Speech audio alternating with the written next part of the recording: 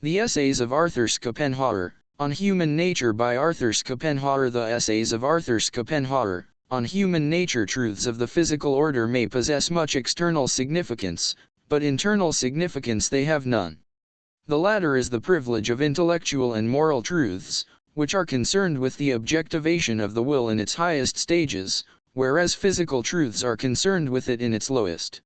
For example, if we could establish the truth of what up till now is only a conjecture, namely, that it is the action of the sun which produces thermoelectricity at the equator, that this produces terrestrial magnetism, and that this magnetism, again, is the cause of the aurora borealis, these would be truths externally of great, but internally of little, significance.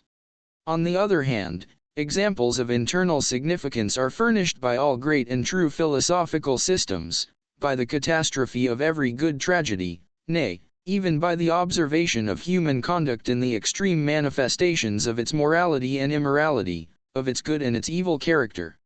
For all these are expressions of that reality which takes outward shape as the world, and which, in the highest stages of its objectivation, proclaims its innermost nature. To say that the world has only a physical and not a moral significance is the greatest and most pernicious of all errors, the fundamental blunder, the real perversity of mind and temper, and, at bottom, it is doubtless the tendency which faith personifies as Antichrist.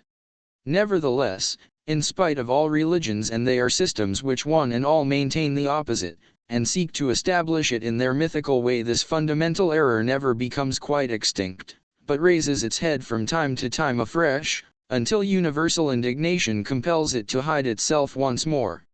Yet, however certain we may feel of the moral significance of life and the world, to explain and illustrate it, and to resolve the contradiction between this significance and the world as it is, form a task of great difficulty, so great, indeed, as to make it possible that it has remained for me to exhibit the true and only genuine and sound basis of morality everywhere and at all times effective, together with the results to which it leads. The actual facts of morality are too much on my side for me to fear that my theory can ever be replaced or upset by any other. However, so long as even my ethical system continues to be ignored by the professorial world, it is Kant's moral principle that prevails in the universities. Among its various forms, the one which is most in favor at present is the dignity of man. I have already exposed the absurdity of this doctrine in my treatise on the foundation of morality. Therefore I will only say here that if the question were asked on what the alleged dignity of man rests, it would not be long before the answer was made that it rests upon his morality. In other words, his morality rests upon his dignity, and his dignity rests upon his morality. But apart from this circular argument, it seems to me that the idea of dignity can be applied only in an ironical sense to a being whose will is so sinful, whose intellect is so limited, whose body is so weak and perishable as man's. How shall a man be proud, when his conception is a crime, his birth a penalty, his life a labor, and death a necessity? Quid superbit homo? Cujus conceptio culpa, nasi pona, labor vita, necess mori. Therefore, in opposition to the above-mentioned form of the Kantian principle, I should be inclined to lay down the following rule: when you come into contact with a man, no matter whom, do not attempt an appreciation of him according to his worth and dignity. Do not consider his bad will, or his narrow understanding and perverse ideas, as the former may easily lead you to hate and the latter to despise him, but fix your attention only upon his sufferings, his needs, his anxieties, his pains. Then you will always feel your kinship with him, you will sympathize with him, and instead of hatred or contempt you will experience the commiseration that alone is the peace to which the gospel calls us. The way to keep down hatred and contempt is certainly not to look for a man's alleged dignity, but, on the contrary, to regard him as an object of pity. The Buddhists, as the result of the more profound views which they entertain on ethical and metaphysical subjects, start from the cardinal vice and not the cardinal virtues, since the virtues make their appearance only as the contraries or negations of the vices. According to Schmidt's History of the Eastern Mongolians, the cardinal vices in the Buddhist scheme are four: lust, indolence, anger, and avarice. But probably instead of indolence, we should read pride, For so it stands in the Lettra Edifiant et Curie uses, where envy, or hatred, is added as a fifth. I am confirmed in correcting the statement of the excellent Schmidt by the fact that my rendering agrees with the doctrine of the Sufis, who are certainly under the influence of the Brahmins and Buddhists. The Sufis also maintain that there are 4 cardinal vices, and they arrange them in very striking pairs, so that lust appears in connection with avarice, and anger with pride. The 4 cardinal virtues opposed to them would be chastity and generosity, together with gentleness and humility. When we compare these profound ideas of morality, as they are entertained by Oriental nations, with the celebrated cardinal virtues of Plato, which have been recapitulated again and again, justice, valor, temperance, and wisdom, it is plain that the latter are not based on any clear, leading idea, but are chosen on grounds that are superficial and, in part, obviously false. Virtues must be qualities of the will, but wisdom is chiefly an attribute of the intellect. Greek, sophrosini, which Cicero translates temperantia, is a very indefinite and ambiguous word, and it admits, therefore, of a variety of applications. It may mean discretion, or abstinence, or keeping a level head. Courage is not a virtue at all, although sometimes it is a servant or instrument of virtue, but it is just as ready to become the servant of the greatest villainy. It is really a quality of temperament. Even Geulincx, in the preface to this Ethics, condemned the Platonic virtues and put the following in their place: diligence, obedience, justice, and humility, which are obviously bad. The Chinese distinguish 5 cardinal virtues: sympathy, justice, propriety, wisdom, and sincerity. The virtues of Christianity are theological, not cardinal: faith, love, and hope. Fundamental disposition towards others, assuming the character either of envy or of sympathy, is the point at which the moral virtues and vices of mankind first diverge. These 2 diametrically opposite qualities exist in every man, for they spring from the inevitable comparison which he draws between his own lot and that of others. According as the result of this comparison affects his individual character, does the one or the other of these qualities become the source and principle of all his action. Envy builds the wall between thee and me thicker and stronger, sympathy makes it slight and transparent, nay, sometimes it pulls down the wall altogether, and then the distinction between self and not self vanishes. Valor, which has been mentioned as a virtue, or rather the courage on which it is based, for valor is only courage in war, deserves a closer examination. The ancients reckoned courage among the virtues, and cowardice among the vices, but there is no corresponding idea in the Christian scheme, which makes for charity and patience, and in its teaching forbids all enmity or even resistance. The result is that with the moderns courage is no longer a virtue. Nevertheless, it must be admitted that cowardice does not seem to be very compatible with any nobility of character, if only for the reason that it betrays an overgreat apprehension about one's own person. Courage, however, may also be explained as a readiness to meet ills that threaten at the moment, in order to avoid greater ills that lie in the future, whereas cowardice does the contrary. But this readiness is of the same quality as patience, for patience consists in the clear consciousness that greater evils than those which are present, and that any violent attempt to flee from or guard against the ills we have may bring the others upon us. Courage, then, would be a kind of patience, and since it is patience that enables us to practice forbearance and self-control, courage is, through the medium of patience, at least akin to virtue. But perhaps courage admits of being considered from a higher point of view. The fear of death may in every case be traced to a deficiency in that natural philosophy natural, and therefore resting on mere feeling, which gives a man the assurance that he exists in everything outside him just as much as in his own person, so that the death of his person can do him little harm. But it is just this very assurance that would give a man heroic courage, and therefore, as the reader will recollect from my Ethics, courage comes from the same source as the virtues of justice and humanity. This is, I admit, to take a very high view of the matter, but apart from it I cannot well explain why cowardice seems contemptible, and personal courage a noble and sublime thing, for no lower point of view enables me to see why a finite individual who is everything to himself, nay, who is himself even the very fundamental condition of the existence of the rest of the world, should not put his own preservation above every other aim. It is, then, an insufficient explanation of courage to make it rest only on utility, to give it an empirical and not a transcendental character. It may have been for some such reason that Calderon once uttered a sceptical but remarkable opinion in regard to courage, nay, actually denied its reality, and put his denial into the mouth of a wise old minister, addressing his young sovereign. Although, he observed, natural fear is operative in all alike, a man may be brave in not letting it be seen, and it is this that constitutes courage, que anque el natural temor en todos obra igualmente, no mostrarle es ser valiente y esto es ten que hace el valor. In regard to the difference which I have mentioned between the ancients and the moderns in their estimate of courage as a virtue, it must be remembered that by virtue, virtus, Greek, arete, the ancients understood every excellence or quality that was praiseworthy in itself, it might be moral or intellectual, or possibly only physical. But when Christianity demonstrated that the fundamental tendency of life was moral, it was moral superiority alone that henceforth attached to the notion of virtue. Meanwhile the earlier usage still survived in the elder Latinists, and also in Italian writers, as is proved by the well-known meaning of the word virtuoso.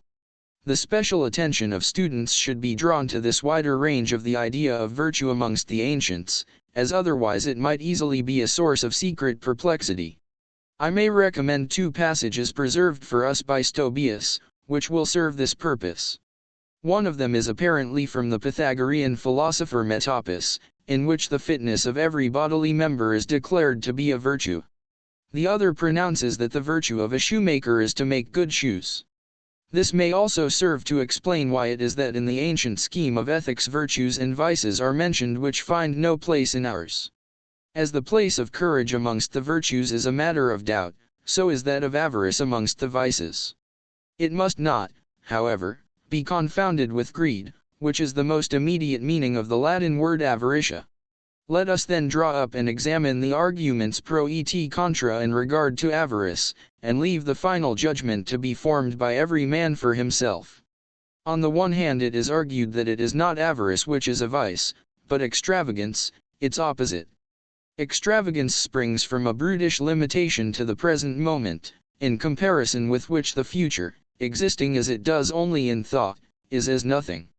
It rests upon the illusion that sensual pleasures possess a positive or real value.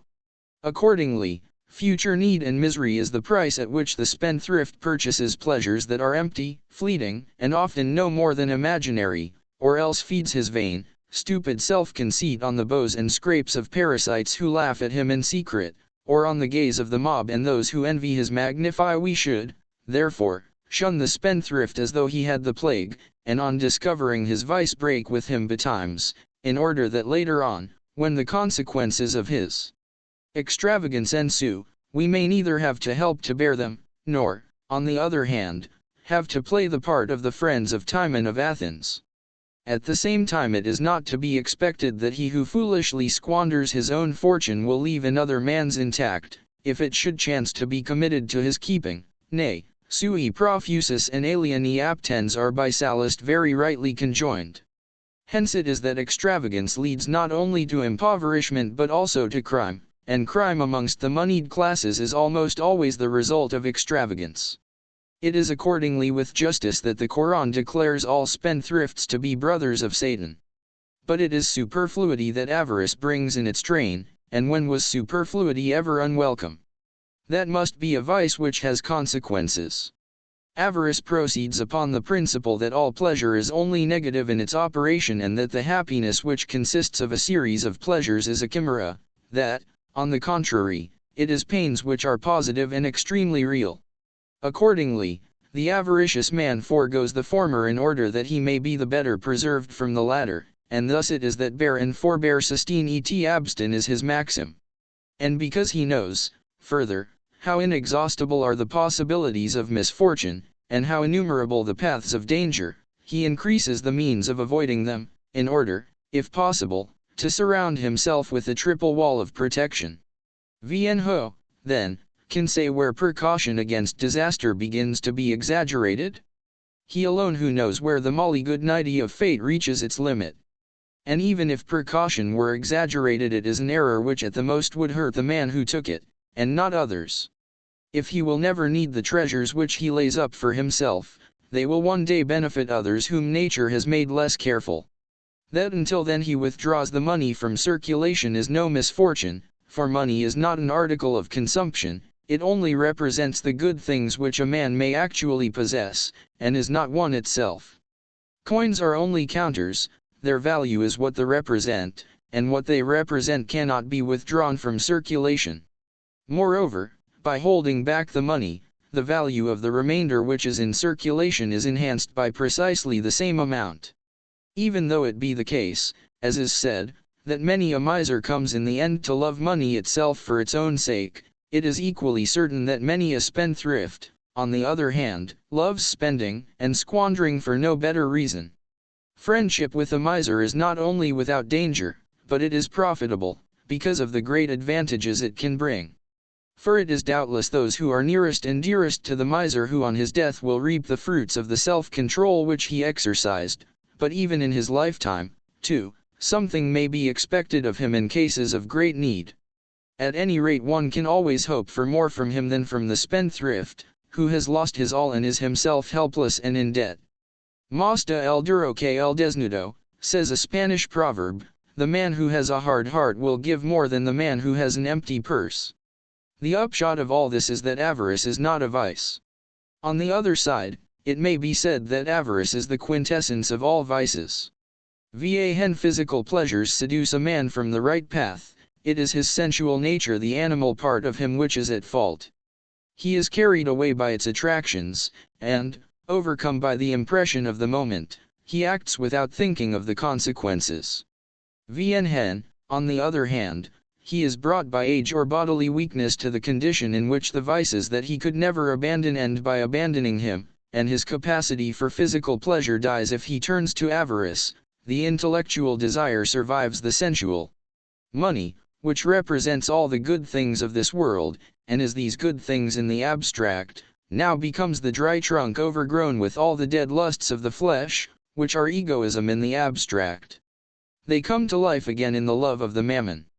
The transient pleasure of the senses has become a deliberate and calculated lust of money, which, like that to which it is symbolical in its nature, and, like it, indestructible.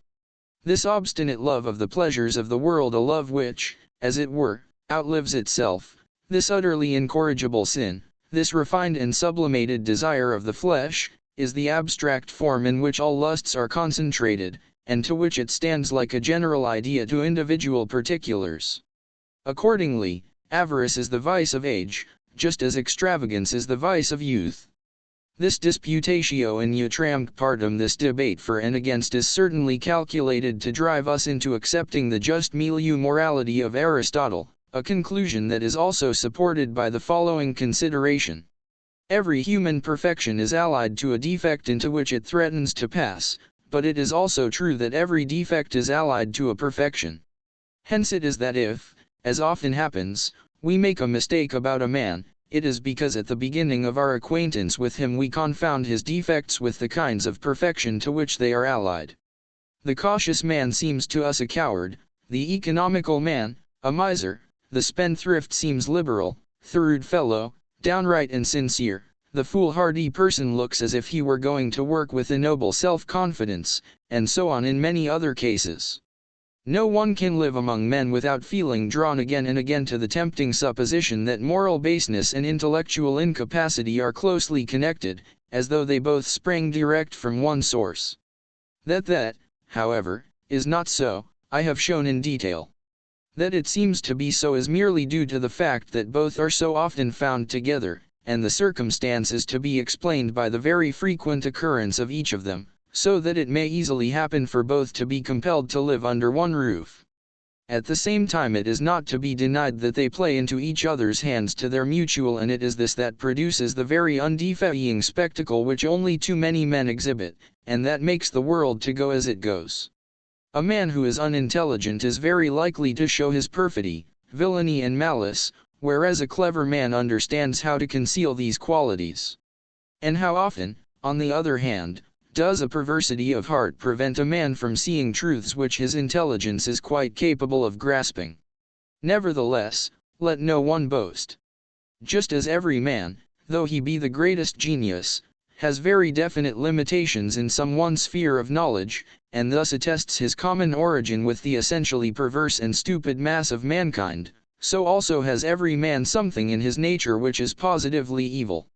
Even the best, nay the noblest, character will sometimes by isolated traits of depravity, as though it were to surprise us, acknowledge his kinship with the human race, in which villainy, nay, cruelty is to be found in that degree. For it was just in virtue of this evil in him, this bad principle, that of necessity he became a man. And for the same reason the world in general is what my clear mirror of it has shown it to be. But in spite of all this, the difference even between one man and another is incalculably great, and many a one would be horrified to see another as he really is.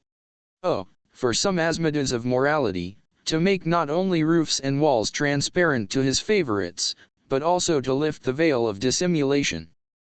Fraud, hypocrisy, pretense, falsehood, and deception, which is spread over all things. To show how little true honesty there is in the world, and how often, even where it is least to be expected, behind all the exterior outwork of virtue, and in the innermost recesses, unrighteousness sits at the helm. It is just on this account that so many men of the better kind have four-footed friends, for, to be sure, how is a man to get relief from the endless dissimulation, falsity, and malice of mankind, if there were no dogs into whose honest faces he can look without distrust?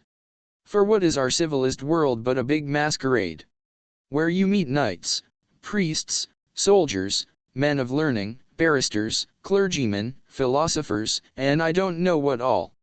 But they are not what they pretend to be, they are only masks, and, as a rule, behind the masks you will find money makers.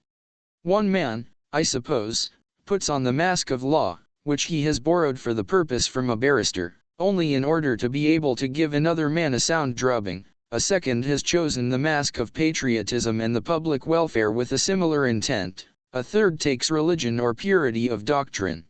For all sorts of purposes men have often put on the mask of philosophy, and even of philanthropy, and I know not what besides.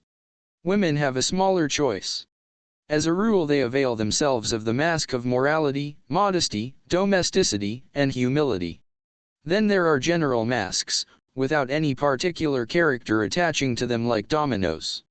They may be met with everywhere, and of this sort is the strict rectitude, the courtesy, the sincere sympathy, the smiling friendship, that people profess.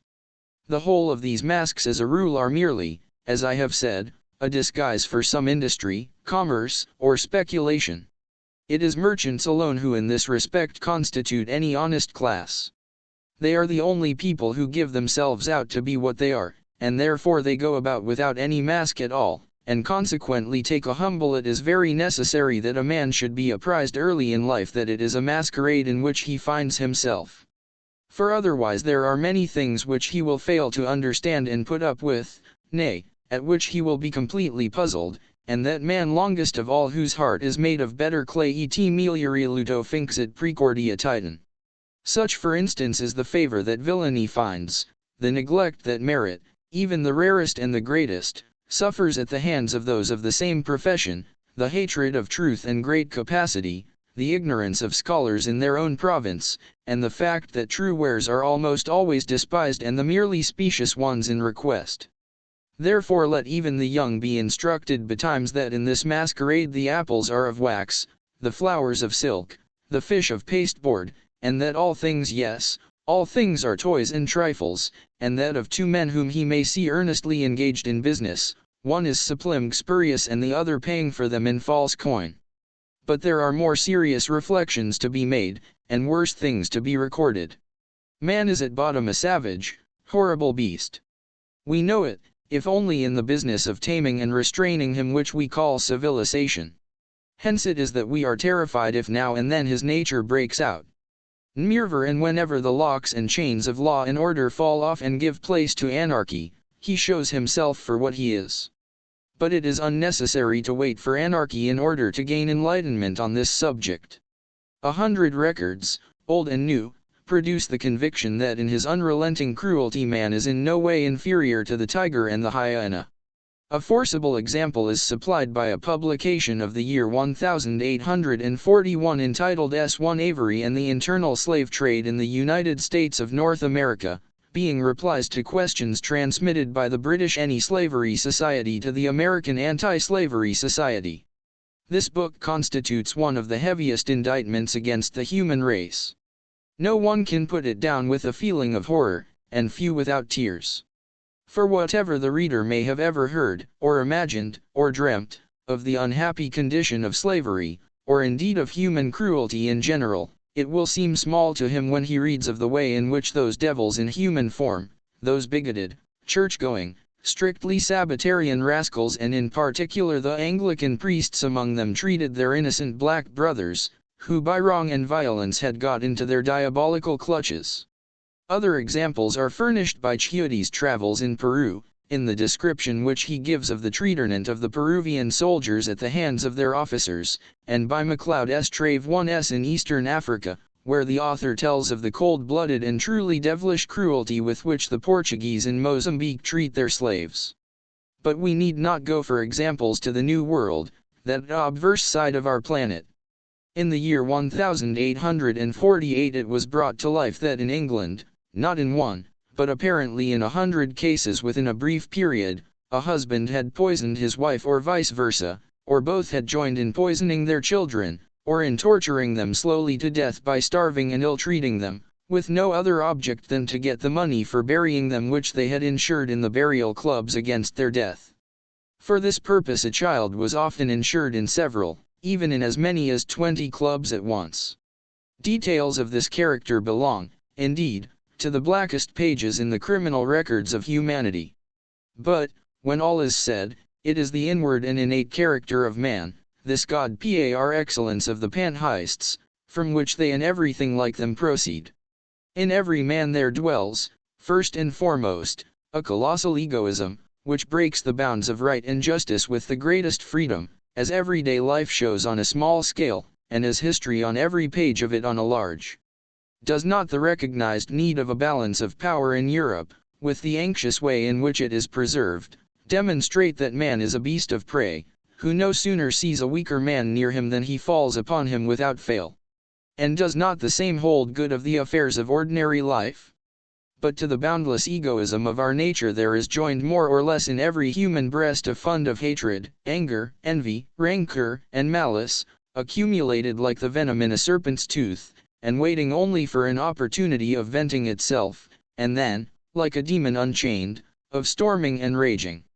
If a man has no great occasion for breaking out, he will end by taking advantage of the smallest, and by working it up into something great by the aid of his imagination, for, however small it may be, it is enough to rouse his anger quantiloc incatio est occasio, sufficit ire, and then he will carry it as far as he can and may. We see this in daily life, where such outbursts are well known under the name of venting one's gall on something. It will also have been observed that if such outbursts meet with no opposition the subject of them feels decidedly the better for them afterwards. That anger is not without its pleasure is a truth that was recorded even by Aristotle, and he quotes a passage from Homer, who declares anger to be sweeter than honey. But not in anger alone, in hatred too, which stands to anger like a chronic to an acute disease. A man may go below in his work Les Races Humaines has called man el animal mechant par excellence. People take this very ill, because they feel that it hits them, but he is quite right, for man is the only animal which causes pain to others without any further purpose than just to cause it. Other animals never do it except to satisfy their hunger, or in the rage of combat. If it is said against the tiger that he kills more than eats, he strangles his prey only for the purpose of eating it, and if he cannot eat it, the only explanation is, as the French phrase has it, that's as je sunt plus grands que son estomac. No animal ever torments another for the mere purpose of tormenting, but man does it, and it is this that constitutes the diabolical feature in his character which is so much worse than the merely animal. I have already spoken of the matter in its broad aspect, but it is manifest even in small things, and every reader has a daily opportunity of observing it. For instance, if two little dogs are playing together, and what a genial and charming sight it is in a child of 3 or 4 years joins them, it is almost inevitable for it to begin hitting them with a whip or stick, and thereby show itself, even at that age, animal mentioned par excellence. The love of teasing and playing tricks, which is common enough, may be traced to the same source. For instance, if a man has expressed his annoyance at any interruption or other petty inconvenience, there will be no lack of people who for that very reason will bring it about, animal mentioned par excellence. This is so certain that a man should be careful not to express any annoyance at small evils. On the other hand, he should also be careful not to express his pleasure at any trifle, for, if he does so, men will act like the jailer who, when he found that his prisoner had performed the laborious task of taming a spider, and took a pleasure in watching it, immediately crushed it under his foot, animal mentioned par excellence. This is why all animals are instinctively afraid of the sight, or even of the track of a man, that animal mentioned par excellence. Nor does their instinct them false, for it is man alone who hunts game for which he has no use and which does him no harm. It is a fact, then, that in the heart of every man there lies a wild beast which only waits for an opportunity to storm and rage, in its desire to inflict pain on others, or, if they stand in his way, to kill them. It is this which is the source of all the lust of war and battle. In trying to tame and to some extent hold it in check, the intelligence, its appointed keeper, has always enough to do. People may, if they please, call it the radical evil of human nature, a name which will at least serve those with whom a word stands for an explanation. I say, however, that it is the will to live, which, more and more embittered by the constant sufferings of existence, seeks to alleviate its own torment by causing torment in others. But in this way a man gradually develops in himself real cruelty and malice. The observation may also be added that as, according to Kant, matter subsists only through the antagonism of the powers of expansion and contraction, so human society subsists only by the antagonism of hatred, or anger, and fear. For there is a moment in the life of all of us when the molly good nighty of our nature might perhaps make us murderers, if it were not accompanied by a due admixture of fear to keep it within bounds, and this fear, again, would make a man the sport and laughing stock of every boy, if anger were not lying ready in him, and keeping watch. But it is Schadenfreude, a mischievous delight in the misfortunes of others, which remains the worst trait in human nature. It is a feeling which is closely akin to cruelty, and differs from it, to say the truth, only as theory from practice. In general, it may be said of it that it takes the place which pity ought to take, pity which is its opposite, and the true source of all real justice and charity. Envy is also opposed to pity, but in another sense. Envy, that is to say, is produced by a cause directly antagonistic to that which produces the delight in mischief.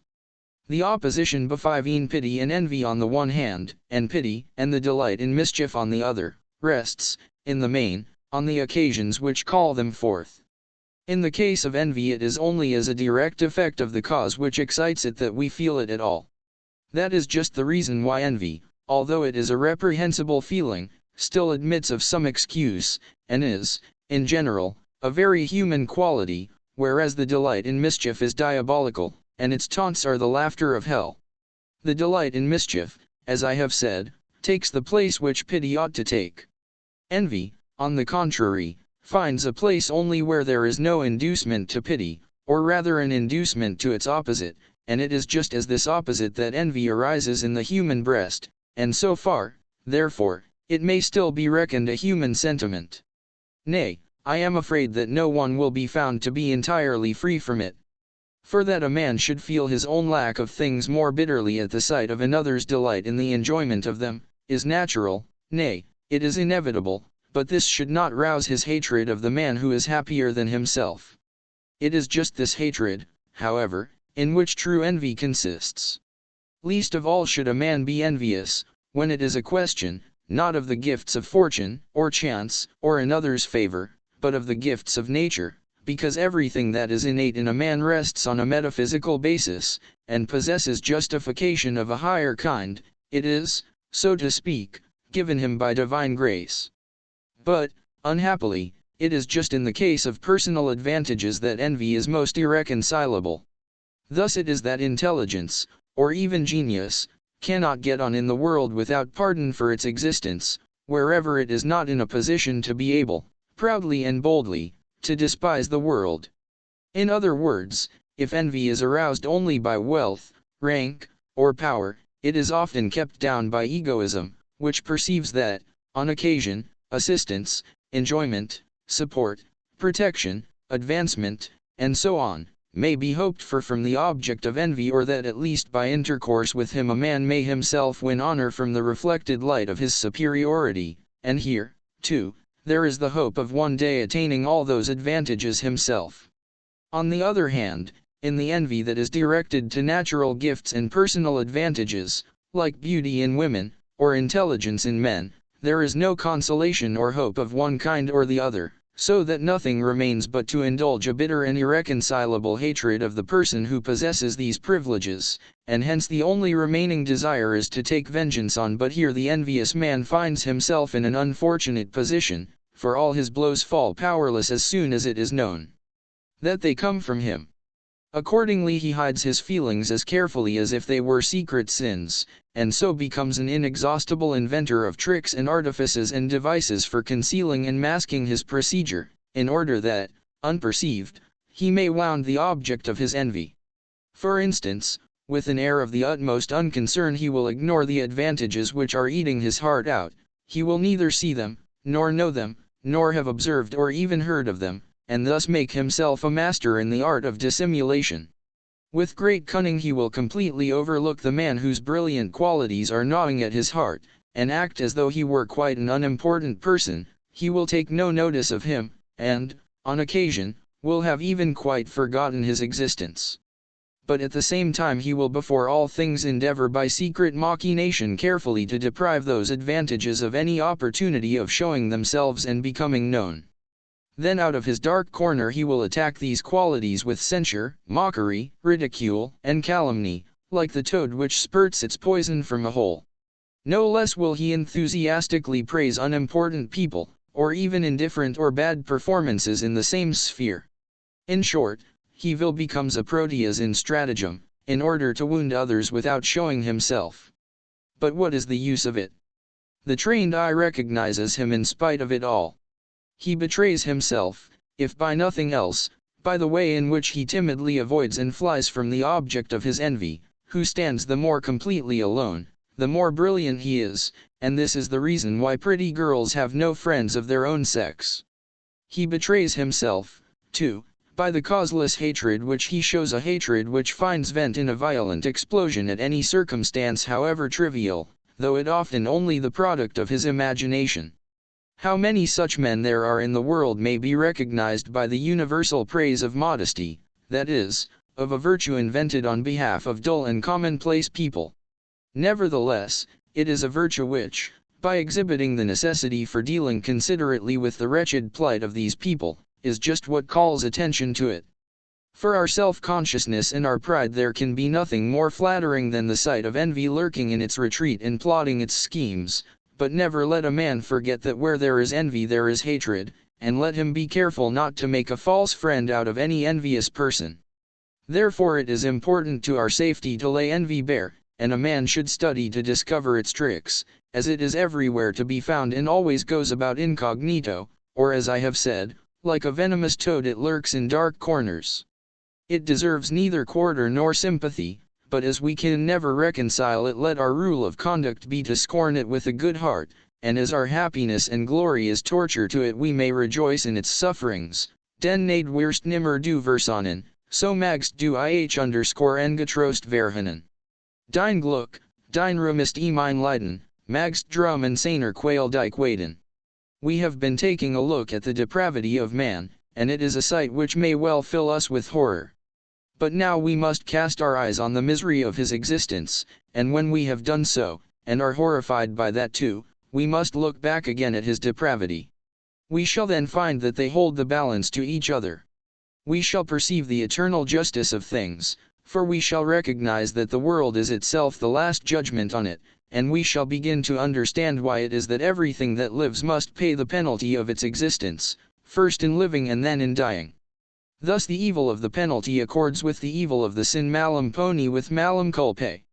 From the same point of view we lose our indignation at that intellectual incapacity of the great majority of mankind which in life so often disgusts us. In this sansara, as the Buddhists call it, human misery, human depravity and human folly correspond with one another perfectly, and they are of like magnitude.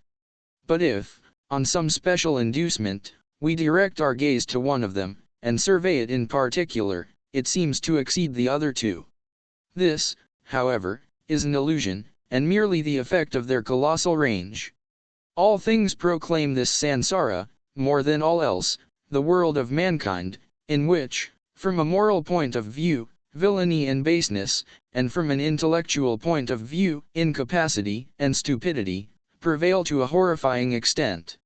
Nevertheless, there appear in it, although very spasmodically, and always as a fresh surprise, manifestations of honesty, of goodness, nay, even of nobility, and also of great intelligence, of the thinking mind of genius.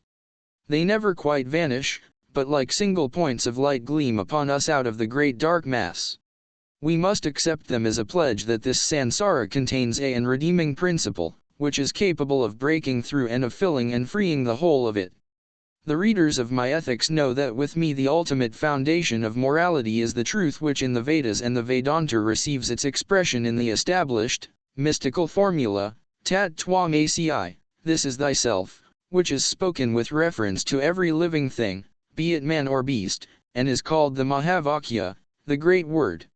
Actions which proceed in accordance with this principle, such as those of the philanthropist, may indeed be regarded as the beginning of mysticism.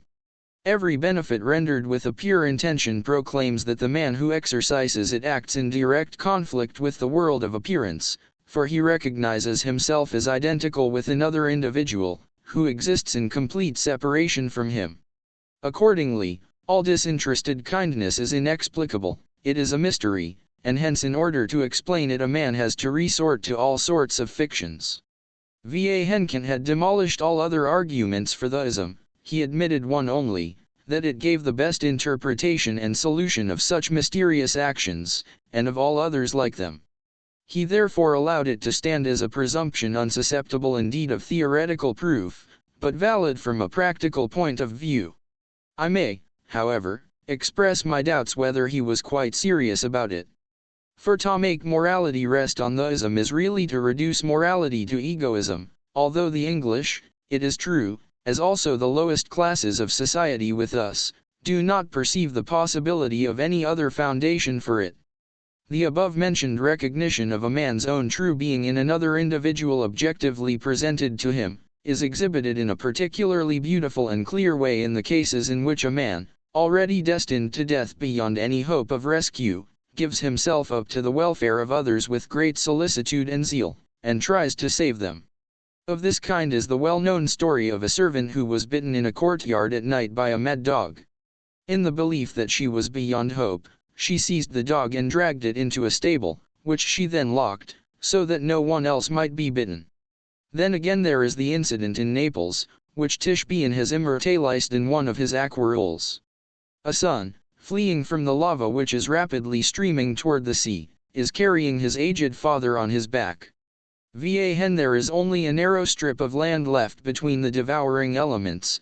The father bids the son put him down, so that the son may save himself by flight, as otherwise both will be lost. The son obeys, and as he goes casts a glance of farewell on his father. This is the moment depicted. The historical circumstance which Scott represents in his masterly way in The Heart of Midlothian, chap. 2, is of a precisely similar kind, where, of two delinquents condemned to death, the one who by his awkwardness caused the capture of the other happily sets him free in the chapel by overpowering the guard after the execution sermon, without at the same time making any attempt on his own behalf. Nay, in the same category must also be placed the scene which is represented in a common engraving, which may perhaps be objectionable to West Ham readers, I mean the one in which a soldier, kneeling to be shot, is trying by waving a cloth to frighten away his dog who wants to come to him. In all these cases we see an individual in the face of his own immediate and certain destruction no longer thinking of saving himself, so that he may direct the whole of his efforts to saving someone else. How could there be a clearer expression of the consciousness that what is being destroyed is only a phenomenon, and that the destruction itself is only a phenomenon? That, on the other hand, the real of the man who meets his death is untouched by that event, and lives on in the other man, in whom even now, as his action betrays, he so clearly perceives it to exist. For if this were not so, and it was his real being which was about to be annihilated, how could that being spend its last efforts in showing such an ardent sympathy in the welfare and continued existence of another? There are two different ways in which a man may become conscious of his own existence.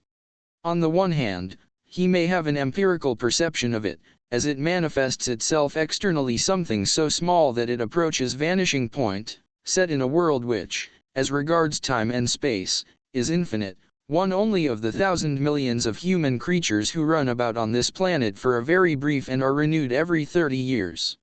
On the other hand, by going down into the depths of his own nature, a man may become conscious that he is all in all, that, in fact, he is the only real being, and that, in addition, this real being perceives itself again in others, who present themselves from without, as though they formed a mirror of himself. Of these two ways in which a man may come to know what he is, the first grasps the phenomenon alone, the mere product of the principle of individuation, whereas the second makes a man immediately conscious that he is the thing in itself.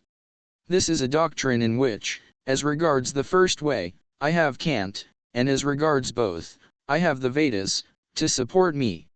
There is, it is true, a simple objection to the second method. It may be said to assume that one and the same being can exist in different places at the same time, and yet be complete in each of them. Although, from an empirical point of view, this is the most palpable impossibility, nay, absurdity, it is nevertheless perfectly true of the thing in itself. The impossibility and the absurdity of it, empirically, are only due to the forms which phenomena assume, in accordance with the principle of individuation. For the thing in itself, the will to live, exists whole and undivided in every being, even in the smallest, as completely as in the sum total of all things that ever were or are or will be. This is why every being, even the smallest, says to itself, so long as I am safe, let the world perish, dum ego salvis sim, periat mundus. And, in truth, even if only one individual were left in the world, and all the rest were to perish, the one that remained would still possess the whole self-being of the world, uninjured and undiminished, and would laugh at the destruction of the world as an illusion. This conclusion per impossible may be balanced by the counter-conclusion, which is on all fours with it, that if that last individual were to be annihilated and with him the whole world would be destroyed. It was in this sense that the mystic Angelus Silesius declared that God could not live for a moment without him, and that if he were to be annihilated God must of necessity give up the ghost. Ich weiß das ohne mich Gott nicht ein Nuken leben, werd ich zunicht, muss von nach den Geist aufgeben. But the empirical point of view also to some extent enables us to perceive that it is true, or at least possible, that our self can exist in other beings whose consciousness is separated and different from our own. That this is so is shown by the experience of somnambulists. Although the identity of their ego is preserved throughout, they know nothing, when they awake, of all that a moment before they themselves said, did, or suffered. So entirely is the individual consciousness a phenomenon that even in the same ego two consciousnesses can arise of which the one knows nothing of the other. Government. It is a characteristic failing of the Germans to look in the clouds for what lies at their feet. An excellent example of this is furnished by the treatment which the idea of natural right has received at the hands of professors of philosophy. When they are called upon to explain those simple relations of human life which make up the substance of this right, such as right and wrong, property, state, punishment and so on, they have recourse to the most extravagant, abstract, remote, and meaningless conceptions, and out of them build a tower of Babel reaching to the clouds, and taking this or that form according to the special whim of the professor for the time being. The clearest and simplest relations of life, such as affect us directly, are thus made quite unintelligible, to the great detriment of the young people who are educated in such a school. These relations themselves are perfectly simple and easily understood, as the reader may convince himself if he will turn to the account which I have given of them in The Foundation of Morality, S. 17, and in my chief work, BKI, S. 62. But at the sound of certain words, like right, freedom, the good, being this nugatory infinitive of the cupola and many others of the same sort, the German's head begins to swim, and falling straightway into a kind of delirium he launches forth into high-flown phrases which have no meaning whatever. He takes the most remote and empty conceptions, and strings them together artificially, instead of fixing his eyes on the facts, and at things and relations as they really are. It is these things and relations which supply the ideas of right and freedom, and give them the only true meaning that they possess. The man who starts from the preconceived opinion that the conception of right must be a positive one, and then attempts to define it, will fail, for he is trying to grasp a shadow, to pursue a specter, to search for what does not exist. The conception of right is a negative one, like the conception of freedom, its content is mere negation. It is the conception of wrong which is positive. Wrong has the same significance as injury lesio in the widest sense of the term. An injury may be done either to a man's person or to his property or to his honor, and accordingly a man's rights are easy to define. Every one has a right to do anything that injures no one else. To have a right to do or claim a thing means nothing more than to be able to do or take or vice it without thereby injuring anyone else. Simplex essium veri. This definition shows how senseless many questions are. For instance, the question whether we have the right to take our own life, as far as concerns the personal claims which others may possibly have upon us, they are to the condition that we are alive, and fall to the ground when we die. To demand of a man, who does not care to live any longer for himself, that he should live on as a mere machine for the advantage of others is an extravagant pretension. Although men's powers differ, their rights are alike. Their rights do not rest upon their powers, because right is of a moral complexion.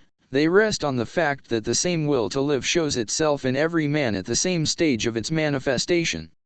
This, however, only applies to that original and abstract right, which a man possesses as a man. The property, and also the honor, which a man acquires for himself by the exercise of his powers, depend on the measure and kind of power which he possesses, and so lend his right a wider sphere of application.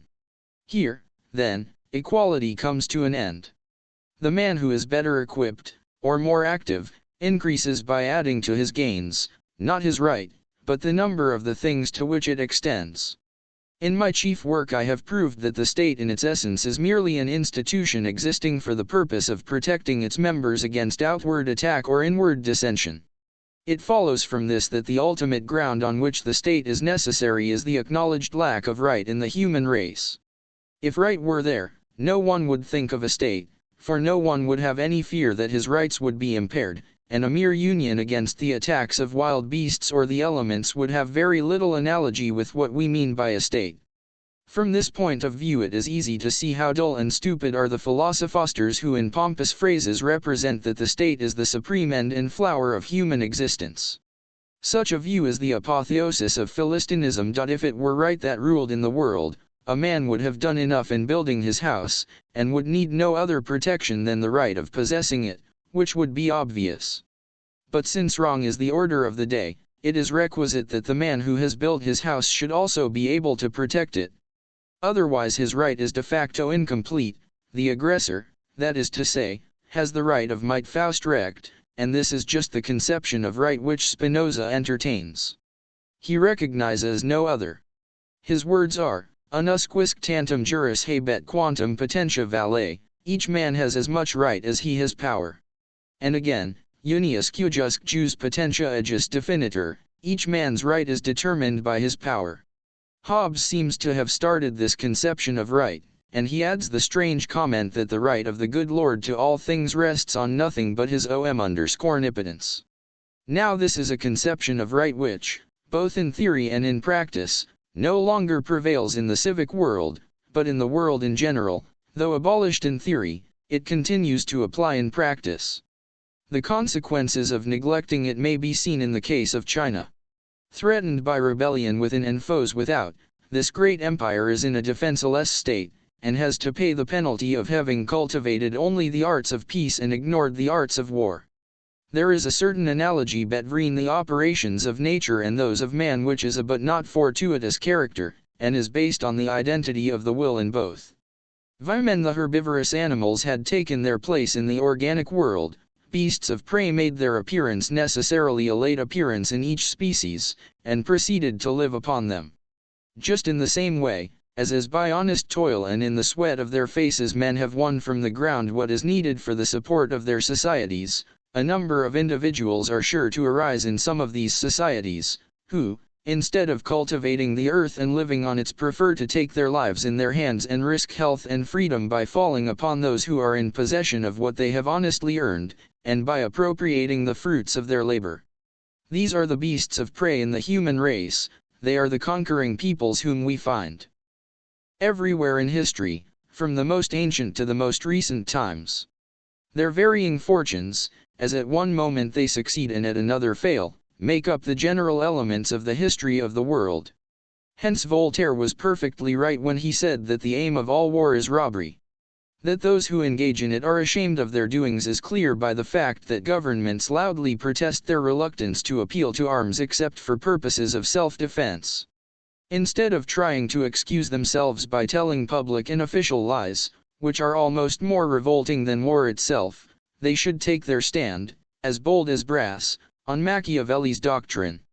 The gist of it may be stated to be this, that whereas between one individual and another, and so far as concerns the law and morality of their relations, the principle, "don't do to others what you wouldn't like done to yourself," certainly applies, it is the converse of this principle which is appropriate in the case of nations and in politics, viz. You wouldn't like done to yourself do to others. If you do not want to be put under a foreign yoke, take time by the forelock, and put your neighbor under it himself, whenever, that is to say, his weakness offers you the opportunity. For if you let the opportunity pass, it will desert one day to the enemy's camp and offer itself there. Then your enemy will put you under his yoke, and your failure to grasp the opportunity may be paid for, not by the generation which was guilty of it, but by the next. This Machiavellian principle is always a much more decent cloak for the lust of robbery than the rags of very obvious lies speech from the head of the state, lies, too, of a description which recalls the well-known story of the rabbit attacking the dog. Every state looks upon its neighbors as at bottom a horde of robbers, who will fall upon it as soon as they have the opportunity. Between the serf, the farmer, the tenant, and the mortgagee, the difference is rather one of form than of substance. Whether the peasant belongs to me, or the land on which he has to get a living, whether the bird is mine, or its food, the tree, or its fruit, is a matter of little moment, for, as Shakespeare makes Shylock say, "You take my life and hen you do take the means whereby I live." The free peasant has, indeed, the advantage that he can go off and seek his fortune in the wide world, whereas the serf who is attached to the soil, glebe adscriptus, has an advantage which is perhaps still greater, that when failure of crops or illness, old age, or incapacity, render him helpless, his master must look after him, and so he sleeps well at night, whereas, if the crops fail, his master tosses about on his bed trying to think how he is to procure bread for his men. As long ago as Menander it was said that it is better to be the slave of a good master than to live miserably as a freeman. Another advantage possessed by the free is that if they have any talents they can improve their position, but the same advantage is not wholly withheld from the slave. If he proves himself useful to his master by the exercise of any skill, he is treated accordingly, just as in ancient Rome mechanics, foremen of workshops, architects, nay, even doctors, were generally slaves. Slavery and poverty, then, are only two forms, I might almost say only two names, of the same thing, the essence of which is that a man's physical powers are employed, in the main, not for himself but for others, and this leads partly to his being overloaded with work, and partly to his getting a scanty satisfaction for his needs.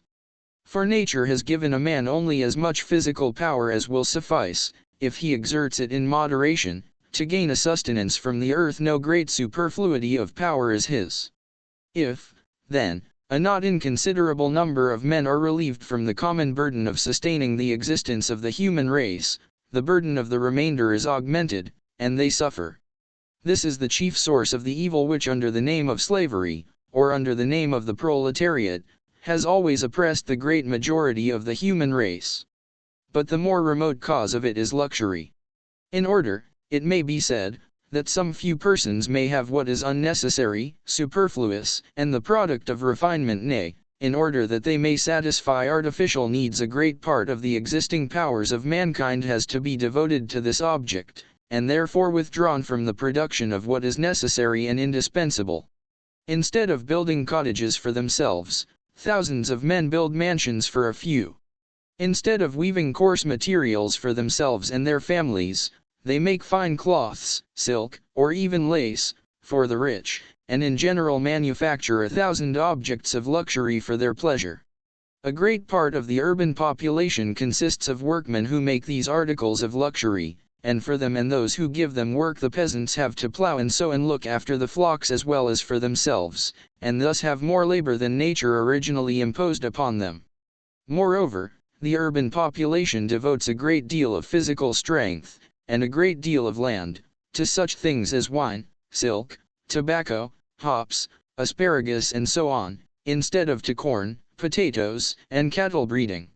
Further, a number of men are withdrawn from agriculture and employed in shipbuilding and seafaring, in order that sugar, coffee, tea, and other goods may be imported.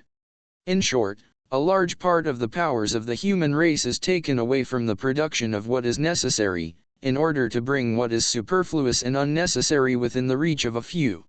As long therefore as luxury exists, there must be a corresponding amount of overwork and misery, whether it takes the name of poverty or of slavery. The fundamental difference between the two is that slavery originates in violence, and poverty in craft. The whole unnatural condition of society, the universal struggle to escape from misery, the sea trade attended with so much loss of life, the complicated interests of commerce, and finally the wars to which it all gives rise is due, only and alone, to luxury, which gives no happiness even to those who enjoy it, nay, makes them ill and bad-tempered. Accordingly it looks as if the most effective way of alleviating human misery would be to diminish luxury, or even abolish it altogether. There is unquestionably much truth in this train of thought. But the conclusion at which it arrives is refuted by an argument possessing this advantage over it, that it is confirmed by the testimony of experience. A certain amount of work is devoted to purposes of luxury. The human race loses in this way, and the muscular power which would otherwise be available for the necessities of existence is gradually made up to it 1,000-fold by the nervous power, which, in a chemical sense, is thereby released. And since the intelligence and sensibility which are thus promoted are on a higher level than the muscular irritability which they supplant, so the achievements of mind exceed those of the body 1,000-fold. One wise counsel is worth the work of many hands. A nation of nothing but peasants would do little in the way of discovery and invention, but idle hands make active heads. Ants and the arts are themselves the children of luxury, and they discharge their debt to it. The work which they do is to perfect technology in all its branches, mechanical, chemical and physical, an art which in our days has brought machinery to a pitch never dreamt of before, and in particular has, by steam and electricity, accomplished things the like of which would, in earlier ages, have been ascribed to the agency of the devil. In manufactures of all kinds, and to some extent in agriculture, machines now do 1,000 times more than could ever have been done by the hands of all the well-to-do, educated, and professional classes, and could ever have been attained if all luxury had been abolished and every one had returned to the life of a peasant. It is by no means the rich alone, but all classes, who derive benefit from these industries. Things which in former days hardly anyone could afford are now cheap and abundant, and even the lowest classes are much better off in point of comfort. In the Middle Ages a king of England once borrowed a pair of silk stockings from one of his lords, so that he might wear them in giving an audience to the French ambassador. Even Queen Elizabeth was greatly pleased and astonished to receive a pair as a New Year's present. Today every shopman has them. 50 years ago ladies wore the kind of calico gowns which servants wear now. If mechanical science continues to progress at the same rate for any length of time, it may end by saving human labor almost entirely, just as horses are even now being largely superseded by machines. For it is possible to conceive that intellectual culture might in some degree become general in the human race, and this would be impossible as long as bodily labor was incumbent on any great part of it. Muscular irritability and nervous sensibility are always and everywhere, both generally, and particularly, in antagonism, for the simple reason that it is one and the same vital power which underlies both. Further, since the arts have a softening effect on character, it is possible that quarrels great and small, wars and duels, will vanish from the world, just as both have become much rarer occurrences. However, it is not my object here to write utopia. But apart from all this, the arguments used above in favor of the abolition of luxury and the uniform distribution of all bodily labor are open to that the great mass of mankind, always and everywhere, cannot do without leaders, guides and counselors, in one shape or another, according to the matter in question. Judges, governors, generals, officials, priests, doctors, men of learning, philosophers, and so on, are all a necessity. Their common task is to lead the race, for the greater part so incapable and perverse, through the labyrinth of life, of which each of them according to his position and capacity has obtained a general view, be his range wide or narrow. That these guides of the race should be permanently relieved of all bodily labor as well as of all vulgar need and discomfort, nay, that in proportion to their much greater achievements they should necessarily own and enjoy more than the common man, is natural and reasonable. Great merchants should also be included in the same privileged class, whenever they make far-sighted preparations for national needs. The question of the sovereignty of the people is at bottom the same as the question whether any man can have an original right to rule a people against its will. How that proposition can be reasonably maintained I do not see.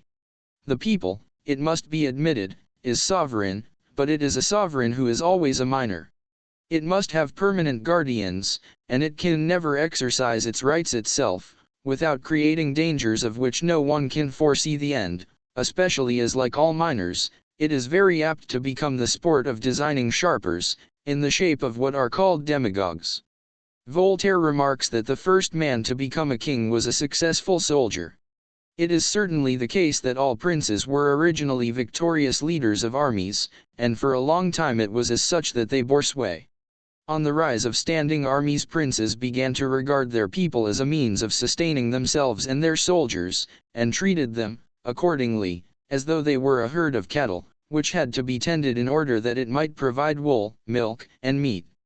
The why and wherefore of all this, as I shall presently show in detail, is the fact that originally it was not right, but might, that ruled in the world.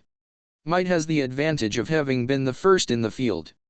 That is why it is impossible to do away with it and abolish it altogether. It must always have its place, and all that a man can wish or ask is that it should be found on the side of right and associated with it. Accordingly says the prince to his subjects, I rule you in virtue of the power which I possess. But, on the other hand, it excludes that of any one else, and I shall suffer none but my own, whether it comes from without, or arises within by one of you trying to oppress another.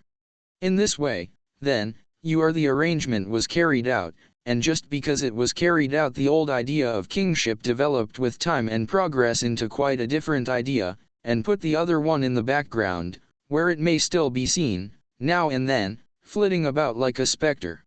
Its place has been taken by the idea of the king as father of his people, as the firm and unshakable pillar which alone supports and maintains the whole organization of law and order, and consequently the rights of every man. But a king can accomplish this only by inborn prerogative which reserves authority to him and to him alone, an authority which is supreme, indubitable, and beyond all attack, nay, to which every one renders instinctive obedience. Hence the king is rightly said to rule, by the grace of God. He is always the most useful person in the state, and his services are never too dearly repaid by any civil list, however heavy. But even as late a writer as Machiavelli was so decidedly imbued with the earlier or medieval conception of the position of a prince that he treats it as a matter which is self-evident, he never discusses it, but tacitly takes it as the presupposition and basis of his advice. It may be said generally that his book is merely the theoretical statement and consistent and systematic exposition of the practice prevailing in his time. It is the novel statement of it in a complete theoretical form that lends it such a poignant interest. The same thing, I may remark in passing, applies to the immortal little work of La Rochefoucauld, who, however, takes private and not public life for his theme, and offers, not advice, but observations. The title of this fine little book is open, perhaps, to some objection. The contents are not, as a rule, either maxims, or reflections, but apercus, and that is what they should be called. There is much, too, in Machiavelli that will be found also to apply to private life. Right in itself is powerless, in nature it is might that rules. To enlist might on the side of right, so that by means of it right may rule, is the problem of statesmanship. And it is indeed a hard problem, as will be obvious if we remember that almost every human breast is the seat of an egoism which has no limits, and is usually associated with an accumulated store of hatred and malice, so that at the very start feelings of enmity largely prevail over those of friendship. We have also to bear in mind that it is many millions of individuals so constituted who have to be kept in the bonds of law and order, peace, and tranquility, whereas originally every one had a right to say to every one else, I am just as good as you are. A consideration of all this must fill us with surprise that on the whole the world pursues its way so peacefully and quietly, and with so much law and order as we see to exist. It is the machinery of state which alone accomplishes it. For it is physical power alone which has any direct action on men, constituted as they generally are. It is for physical power alone that they have any feeling or respect. If a man would convince himself by experience that this is the case, he need do nothing but remove all compulsion from his fellows, and high to govern them by clearly and forcibly representing to them what is reasonable, right, and fair, though at the same time it may be contrary to their interests. He would be laughed to scorn, and as things go that is the only answer he would get. It would soon be obvious to him that moral force alone is powerless. It is, then, physical force alone which is capable of securing respect. Now this force ultimately resides in the masses, where it is associated with ignorance, stupidity, and injustice. Accordingly, the main aim of statesmanship in these difficult circumstances is to put physical force in subjection to mental force to intellectual superiority, and thus to make it serviceable. But if this aim is not itself accompanied by justice and good intentions, the result of the business, if it succeeds, is that the state so erected consists of knaves and fools, the deceivers and the deceived. That this is the case is made gradually evident by the progress of intelligence amongst the masses, however much it may be repressed, and it leads to revolution. But if, contrarily, intelligence is accompanied by justice and good intentions, there arises a state as perfect as the character of human affairs will allow. It is very much to the purpose if justice and good intentions not only exist, but are also demonstrable and openly exhibited, and can be called to account publicly, and be subject to control. Care must be taken, however, lest the resulting participation of many persons in the work of government should affect the unity of the state, and inflict a loss of strength and concentration on the power by which its home and foreign affairs have to be administered. This is what almost always happens in republics. To produce a constitution which should satisfy all these demands would accordingly be the highest aim of statesmanship. But, as a matter of fact, statesmanship has to consider other things as well. It has to reckon with the people as they exist, and their national peculiarities. This is the raw material on which it has to work, and the ingredients of that material will always exercise a great effect on the completed scheme. Statesmanship will have achieved a good deal if it so far attains its object as to reduce wrong and injustice in the community to a minimum. To banish them altogether, and to leave no trace of them, is merely the ideal to be aimed at, and it is only approximately that it can be reached. If they disappear in one direction, they creep in again in another, for wrong and injustice lie deeply rooted in human nature. Attempts have been made to attain the desired aim by artificial constitutions and systematic codes of law, but they are not in complete touch with the facts. They remain an asymptote, for the simple reason that hard and fast conceptions never embrace all possible cases, and cannot be made to meet individual instances. Such conceptions resemble the stones of a mosaic rather than the delicate shading in a picture.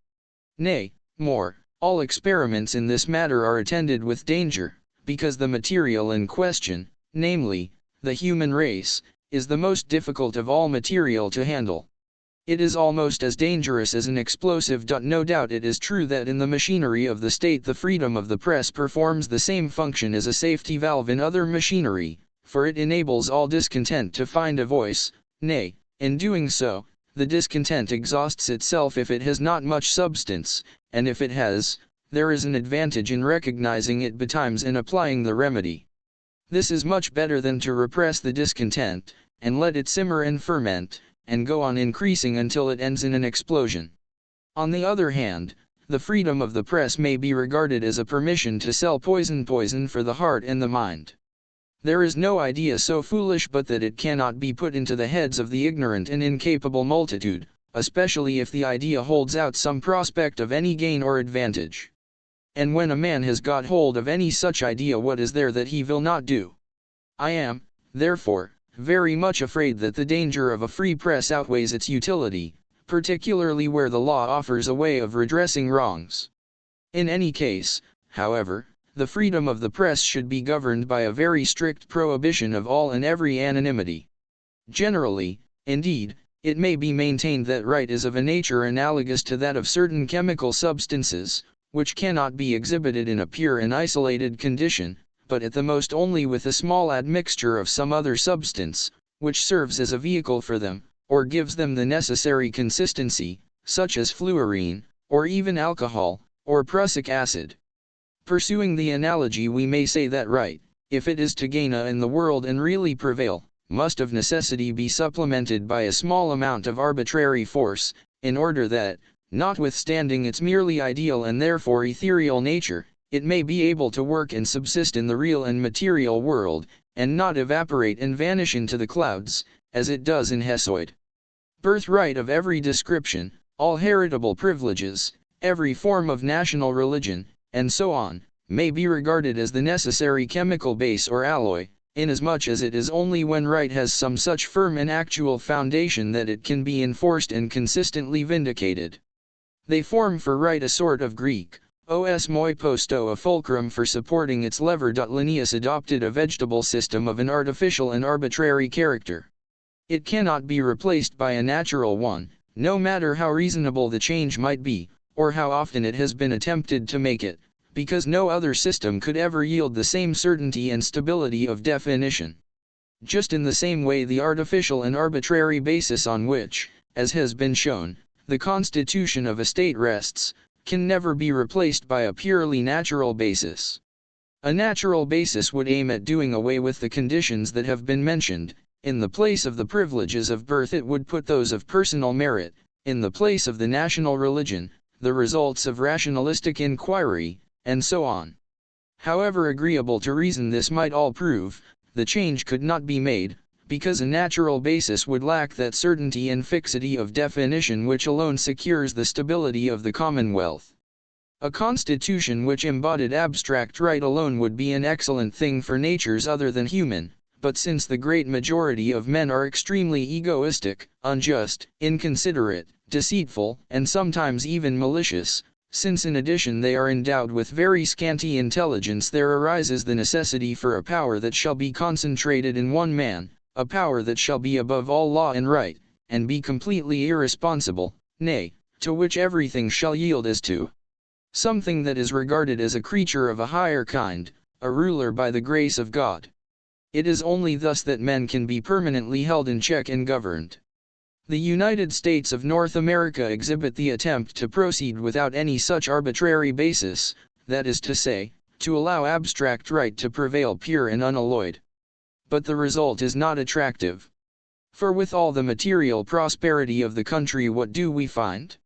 The prevailing sentiment is a base utilitarianism, its inevitable companion, ignorance, and it is this that has paved the way for a union of stupid Anglican bigotry, foolish prejudice, coarse brutality, and a childish veneration of women. Even worse things are the order of the day: most iniquitous oppression of the black freeman, lynch law, frequent assassination often committed with entire impunity, duels of a savagery elsewhere unknown, now and then open scorn of all law and justice, repudiation of public debts, abominable political rascality towards a neighboring state, followed by a mercenary raid on its rich territory, afterwards sought to be excused, on the part of the chief authority of the state, by lies which every one in the country knew to be such, and laughed at an ever-increasing ochlocracy, and finally all the disastrous influence which this abnegation of justice in high quarters must have exercised on private morals. This specimen of a pure constitution on the obverse side of the planet says very little for republics in general, but still less for the imitations of it in Mexico, Guatemala, Colombia, and Peru. A peculiar disadvantage attaching to republics, and one that might not be looked for, is that in this form of government it must be more difficult for men of ability to attain high position and exercise direct political influence than in the case of monarchies. For always and everywhere and under all circumstances there is a conspiracy, or instinctive alliance, against such men on the part of all the stupid, the weak, and the commonplace. They look upon such men as their natural enemies, and they are firmly held together by a common fear of them. There is always a numerous host of the stupid and the weak, and in a republican constitution it is easy for them to suppress and exclude the men of ability, so that they may not be outflanked by them. They are 50 to 1, and here all have equal rights at the start. In a monarchy, on the other hand, this natural and universal league of the stupid against those who are possessed of intellectual advantages is a one-sided affair. It exists only from below, for in a monarchy talent and intelligence receive a natural advocacy and support from above. In the first place, the position of the monarch himself is much too high and too firm for him to stand in fear of any sort of competition. In the next place, he serves the state more by his will than by his intelligence, for no intelligence could ever be equal to all the demands that would in his case be made upon it. He is therefore compelled to be always availing himself of other men's intelligence. Seeing that his own interests are securely bound up with those of his country, that they are inseparable from them and one with them, he will naturally give the preference to the best men, because they are his most serviceable instruments, and he will bestow his favor upon them as soon, that is, as he can find them, which is not so difficult, if only an honest search be made. Just in the same way even ministers of state have too much advantage over rising politicians to need to regard them with jealousy, and accordingly for analogous reasons they are glad to single out distinguished men and set them to work, in order to make use of their powers for themselves. It is in this way that intelligence has always under a monarchical government a much better chance against its irreconcilable and ever-present foe, stupidity, and the advantage which it gains is very great. In general, the monarchical form of government is that which is natural to man, just as it is natural to bees and ants, to a flight of cranes, a herd of wandering elephants, a pack of wolves seeking prey in common, and many other animals, all of which place one of their number at the head of the business in hand. Every business in which men engage, if it is attended with danger, every campaign, every ship at sea must also be subject to the authority of one commander. Everywhere it is one will that must lead. Even the animal organism is constructed on a monarchical principle. It is the brain alone which guides and governs, and exercises the hegemony. Although heart, lungs, and stomach contribute much more to the continued existence of the whole body, these Philistines cannot on that account be allowed to guide and lead. That is a business which belongs solely to the brain. Government must proceed from one central point. Even the solar system is monarchical. On the other hand, a republic is as unnatural as it is unfavorable to the higher intellectual life and the arts and sciences. Accordingly we find that everywhere in the world, and at all times, nations, whether civilized or savage, or occupying a position between the two, are always under monarchical government. The rule of many, as Homer said, is not a good thing. Let there be one ruler, one king. How would it be possible that, everywhere and at all times, We should see many millions of people, nay, even hundreds of millions, become the willing and obedient subjects of one man, sometimes even one woman, and provisionally, even, of a child, unless there were a monarchical instinct in men which drove them to it as the form of government best suited to them. This arrangement is not the of reflection. Everywhere one man is king, and for the most part his dignity is hereditary. He is, as it were, the personification, the monogram, of the whole people, which attains an individuality in him. In this sense he can rightly say, "L'état c'est moi."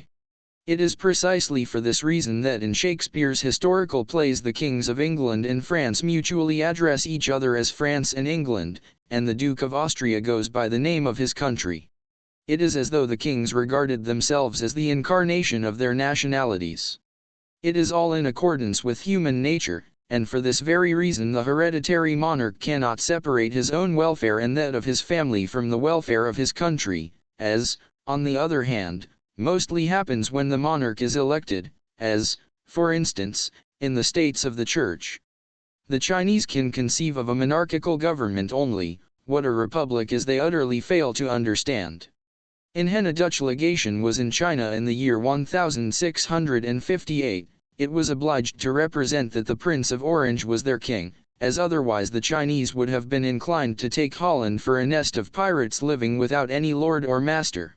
Stobaeus, in a chapter in his Florilegium, at the head of which he wrote that monarchy is best, collected the best of the passages in which the ancients explained the advantages of that form of government. In a word, republics are unnatural and artificial, they are the product of reflection. Hence it is that they occur only as rare exceptions in the whole history of the world. There were the small Greek republics, the Roman, and the Carthaginian, but they were all rendered possible by the fact that 5/6, perhaps even 7/8, of the population consisted of slaves. In the year 1840, even in the United States, there were 3 million slaves to a population of 16 millions.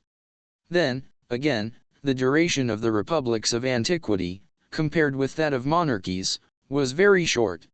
Republics are very easy to found, and very difficult to maintain, while with monarchies it is exactly the reverse.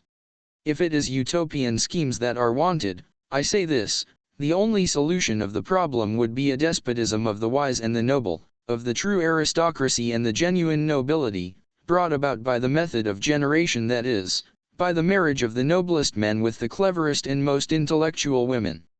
This is my utopia, my Republic of Plato. Constitutional kings are undoubtedly in much the same position as the gods of Epicurus, who sit upon high in undisturbed bliss and tranquility, and do not meddle with human affairs. Just now they are the fashion. In every German duodecimo principality a parody of the English constitution is set up, quite complete, from upper and lower houses down to the habeas corpus act and trial by jury. These institutions, which proceed from English character and English circumstances, and presuppose both, are natural and suitable to the English people.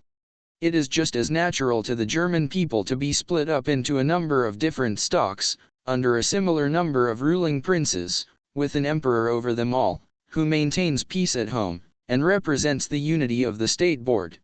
It is an arrangement which has proceeded from German character and German circumstances. I am of opinion that if Germany is not to meet with the same fate as Italy, it must restore the imperial crown, which was done away with by its archenemy, the first Napoleon, and it must restore it as effectively as possible. For German unity depends on it, and without the crown it will always be merely nominal, or precarious.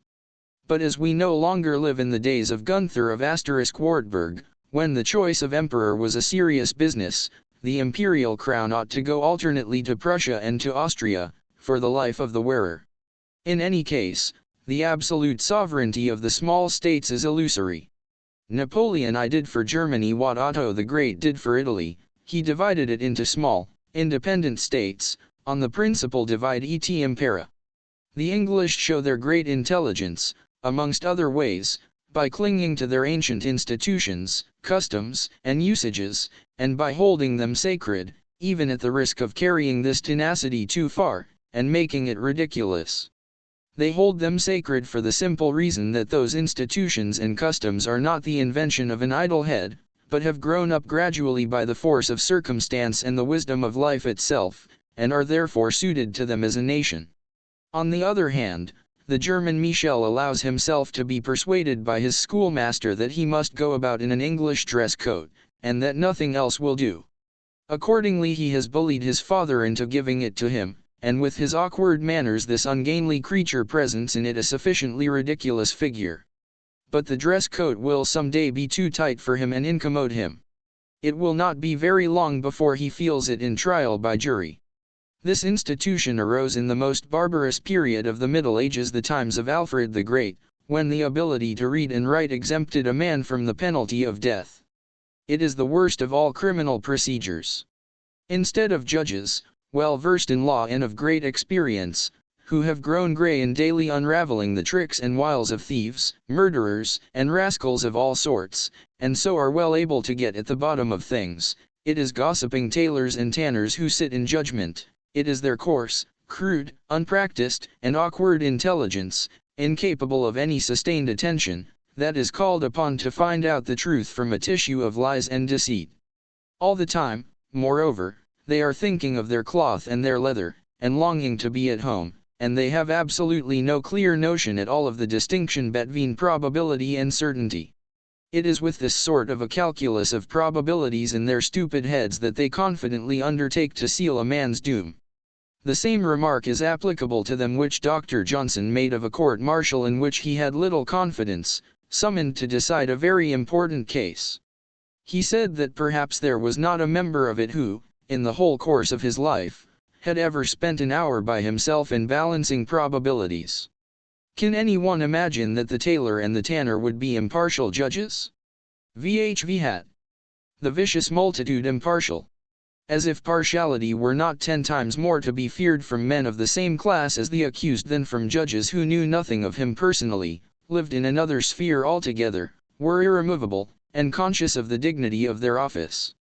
But to let a jury decide on crimes against the state and its head, or on misdemeanors of the press, is in a very real sense to set the fox to keep the geese.